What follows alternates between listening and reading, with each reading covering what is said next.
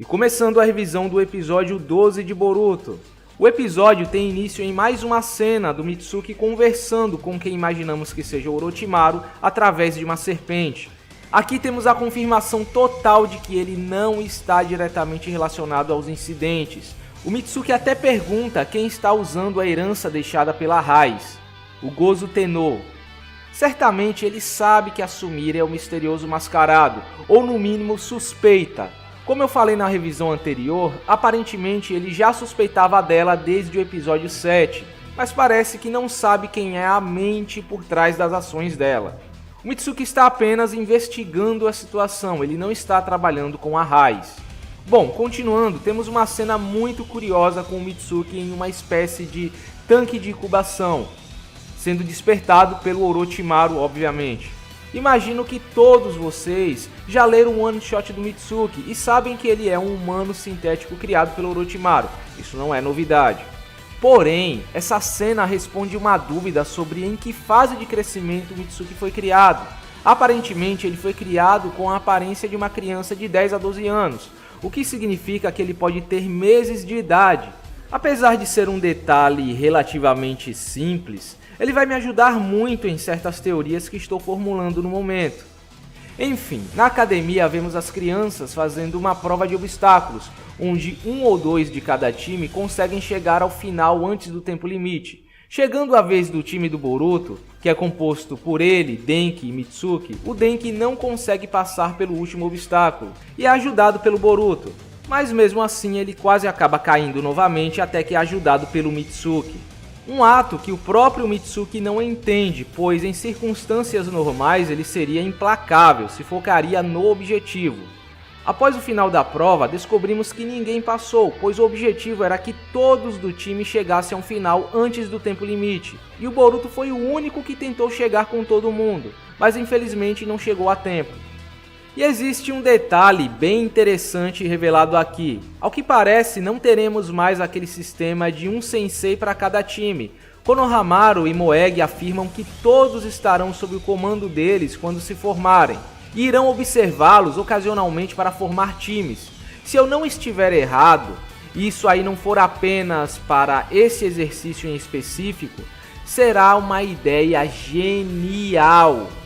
Um sensei para cada time só significa mais personagens que não terão foco, pois o foco principal sempre será o trio de alunos. O sensei é algo secundário, mesmo no caso do Kakashi, que foi o sensei que mais apareceu ou fez algo. Já dois senseis se revezando entre os times é a melhor forma de desenvolvê-los igualmente. Sem falar que aparentemente eles vão mudar as formações. O Boruto pode acabar fazendo missões sob o comando da Moeg com outras formações. Algumas vezes o Boruto pode acabar fazendo missões formando o time com Shikadai e Metal Lee. Quem sabe até mesmo com personagens desse arco, caso eles sejam utilizados mais pra frente, e por aí vai. Essa é a melhor forma de dar destaque a todos da nova geração, sem tirar o foco do protagonista. Não ficaremos presos ao time principal, Sarada, Boruto e Mitsuki. Assim teremos várias combinações entre times, com várias estratégias e trabalho em equipe variado, cara. Porra, será genial, sério. A melhor ideia que eles poderiam ter para desenvolver todos os personagens dessa história igualmente. Quer dizer, todos os que interessam, né, os principais dessa nova geração. Pois bem, em seguida descobrimos que os incidentes pararam, e o Mitsuki fica curioso sobre o motivo dele ter tomado aquela decisão de salvar o Denki. Sendo assim, ele sai atrás de respostas para saber por que o Boruto é alguém que atrai as pessoas dessa forma, por que o Boruto conseguiu mudá-lo, e essa procura o leva a Sumire.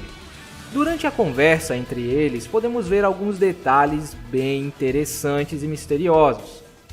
Já no começo, quando o Mitsuki chega lá perguntando se a Sumire está bem, em um determinado momento ele diz: "Não podemos permitir que você morra." Eu não sei se ele falou isso pela falta de habilidades sociais e acabou parecendo grosso, ou porque o Orochimaru tem algum tipo de interesse na Sumire. Lembrem-se que pouquíssimas pessoas fora das linhagens próximas aos Senjus, como Uchihas e Uzumakis, conseguiram receber implantes bem-sucedidos das células do Hashirama. Basicamente, Yamato é o único. Também temos o Shin, mas eu acho que ele não conta, porque receber implantes de tecido sem rejeição é a habilidade natural do Shin. Outro ponto interessante da conversa é quando a Sumire pergunta se o Mitsuki tem família e diz que já tinha sentido que ele era como ela. Mas espera aí, como assim? Em que sentido? Ele não é um órfão. Então isso significa que ela sabe que o Mitsuki, assim como ela, está ali por motivos obscuros, fingindo ser quem ele não é, ou ela tem uma certa intuição pelo modo como o Mitsuki age, que ele também é fruto de um experimento. Continuando, ela fala que não tem família e que seu pai era um ninja habilidoso, por isso que ela sempre estava se esforçando ao máximo, e também como é divertido estar com todos na sala de aula, às vezes se perguntando o que esteve fazendo todo esse tempo. Claramente ela está em conflito, ela começou a se apegar aos seus colegas de classe e agora não sabe se o que está fazendo é correto. E quando o Mitsuki pergunta como se sente em relação à pessoa que fez isso a você, ele deve estar se referindo à mente por trás de todo o incidente. Quem está obrigando a Sumire a fazer isso? Lembrando que visualmente os dois sabem o que cada um está fazendo. Bom, no dia seguinte o Mitsuki vai jantar na casa do Boruto, provavelmente tentando conhecê-lo, e temos um quase momento em família. O Naruto também chega mais cedo e acaba conhecendo o Mitsuki, aparentemente ele não sabe que se trata do filho do Orochimaru, pelo menos eu imagino, ele não teve nenhuma reação, porém antes mesmo de começar a comer o Naruto tem que voltar ao escritório, o que deixa o Boruto ensandecido, que sai transtornado e é seguido pelo Mitsuki. Enfim, após Boruto e Mitsuki conversarem, o Mitsuki começa a se identificar com o Boruto ao perceber que eles possuem objetivos semelhantes. Sendo assim, ele decide contar ao Boruto sobre quem é o responsável pelos incidentes. E logo antes dele contar, podemos ver uma pequena cena com um quarto de hospital vazio, provavelmente onde a Sumire estava. E assim o episódio termina. Agora, terminando o vídeo, sem dúvidas esse foi um episódio importantíssimo para o desenvolvimento do caráter do Mitsuki e sua interação com Boruto. Vimos aqui uma pequena jornada de descoberta pessoal, onde o Mitsuki se tornou mais humanizado. Agora ele não tem uma personalidade tão robotizada, levando tudo para o lado lógico. Com Boruto ele está aprendendo o que é a amizade, a dar valor ao próximo e agir de acordo com o que ele acha certo a se fazer, independente do lado lógico. Acredito que o fato dele perceber que o Boruto age daquela forma por amor ao Naruto, enxergando através de todas aquelas palavras duras de descontentamento e além disso contando a identidade do vilão, algo que ele não faria normalmente, é a maior prova de seu amadurecimento psicológico. O Mitsuki é literalmente um bebê crescendo e formando caráter, ele deve ter meses de idade. E certamente o Boruto será muito importante na formação do caráter do Mitsuki. Talvez essa seja a intenção do Orochimaru, por isso que o Boruto é a luz do Mitsuki, é o sol do Mitsuki, aquele que irá guiá-lo para que ele se torne a luz que iluminará a escuridão, como nas palavras do próprio Orochimaru. Talvez o Mitsuki precise de uma presença positiva, pois ele nunca conseguiria alcançar seu objetivo sendo ardiloso e ganancioso como Orochimaru. Talvez o próprio Naruto tenha dado a resposta ao Orochimaru, mostrando que existem outros caminhos. Talvez o caminho da superação seja o que Orochimaru está tentando dar ao Mitsuki.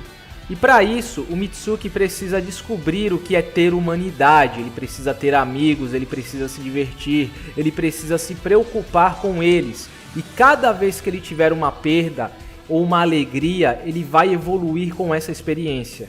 Assim, querendo progredir cada vez mais em função de seus amigos, das pessoas que ele ama.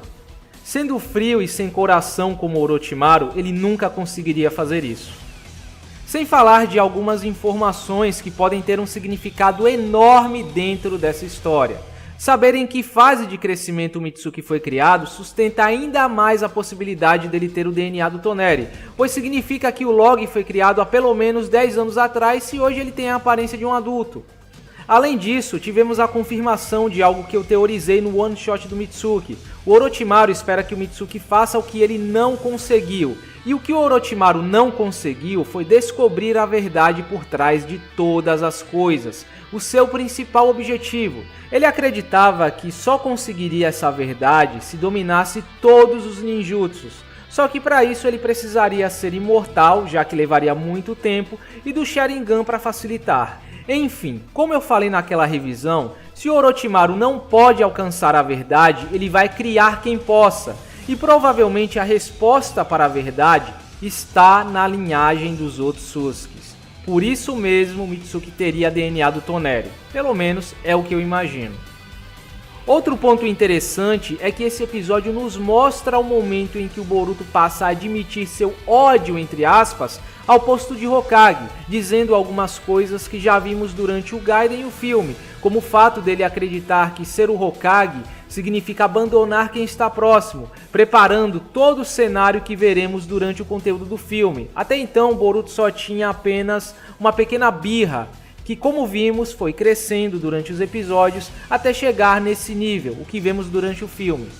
O bom é que toda essa construção do personagem finalmente fez com que muita gente passasse a entender o lado do Boruto. Ele não é aquele babaquinha mimado que muitos achavam que ele era durante o filme. E o Naruto não é aquele super pai exemplar. Eu achei muito vacilo do Naruto deixar um Bushin no escritório enquanto tenta relaxar com a família. Porque se ele cria um Bushin, metade de seu chakra é distribuído para o Bushin, sem contar o chakra e a concentração que ele precisa para manter o Bushin ativo. Se o Bushin está trabalhando, absorvendo informação, toda essa informação volta para o original e ele tem um desgaste mental. Aí eu pergunto, quando é que o Naruto realmente relaxa, cara? Quando ele vai dormir? Puta que pariu! Tirando o relacionamento com o Naruto, o Boruto não é muito diferente do que vemos no mangá atualmente. O que falta nele é a porrada da vida, o que ele experimentou durante o filme e os valores que ele aprendeu com o Sasuke. Bom, agora vamos ao que interessa, que é essa questão da Sumire e o que ela é exatamente. Olha, eu ainda acho cedo para tirar qualquer conclusão sobre isso, mas pensem bem. Aquela cena entre a Sumire e sua suposta mãe teve um clima visualmente sombrio. Não parece um momento entre mãe e filha. Se formos pensar em uma maneira discreta de conduzir experimentos com células do Hashirama, seria usando clones. Eles poderiam criar centenas de clones até que um fosse compatível. Sequestrar crianças, como antigamente, deixaria evidente que alguma coisa errada estava acontecendo. O que eu quero dizer com tudo isso é que eu suspeito, eu não tenho nenhuma base para chegar nesta conclusão, é tudo achismo, que a Sumire seja na verdade um clone modificado da mulher que achamos que seja a mãe dela. E a Sumire original, a mãe, entre aspas, da Sumire atual, seria a mente por trás de toda essa situação. E o tal pai que a Sumire cita talvez seja o próprio Danzo, aquele velho falando sobre o Nue no episódio passado. Não que o Danzo seja o pai biológico dela, mas quem começou esse projeto e não conseguiu terminar. Inclusive, isso poderia até mesmo ser uma deixa para começarem a fazer alguma conexão com o Shin. Talvez como alguém que deu a tecnologia necessária para que os remanescentes da Raiz conseguissem realizar seus planos. O que explicaria o motivo do Mitsuki estar investigando a situação, porque tem muito mais envolvido aí. Talvez o misterioso homem citado no resumo do episódio 14 não seja necessariamente um homem, mas na verdade a mãe da Sumire disfarçada.